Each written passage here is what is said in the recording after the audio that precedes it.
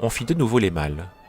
Marivonne devait garder la maison sans porte, pendant que les Frangeul passeraient 15 jours à Biarritz. « Nous t'apprendrons à nager, Christiane, » répétait Hubert, « et nous te ferons boire des bouillons. » M. Frangeul avait oublié le secrétaire, mais sa femme s'en souvint. « J'ai demandé le serrurier. Tu avais quelque chose d'urgent à lui faire faire, je crois. » Le fameux secrétaire fut enfin ouvert, et tandis que le serrurier s'éloignait, M. Frangeul ouvrait un à un les tiroirs. Il y avait là des paquets de lettres et de photographies, tous liés par des ficelles avec ces mots sur une étiquette « à détruire ». M. Verdier pensait donc revenir un jour à la maison sans porte pour y faire disparaître tous ces pauvres témoins du passé. Heureusement, il n'en avait pas eu le temps.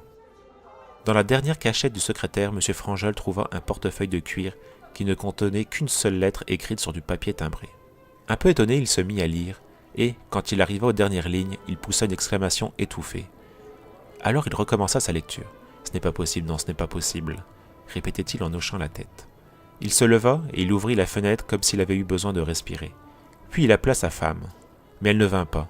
Alors il partit à sa recherche. « Élisabeth, Élisabeth, où es-tu » Il la trouva enfin dans l'office, où elle rangeait des pots de confiture. « Mon Dieu, qu'y a-t-il? Tu parais bien ému. Est-ce que le feu serait à la maison » Elle plaisantait encore, mais il se laissa tomber sur une chaise accablé.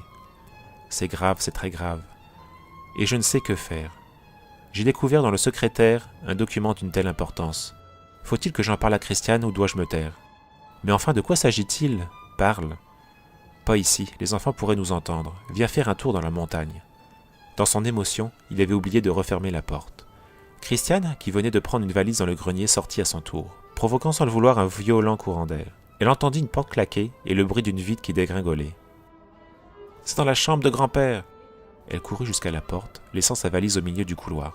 « Ah, tant mieux, ce n'est qu'un petit carreau. » Elle regarda les éclats de verre qui étaient tombés sur le parquet et aperçut soudain une grande feuille de papier blanc que le courant d'air avait entraînée.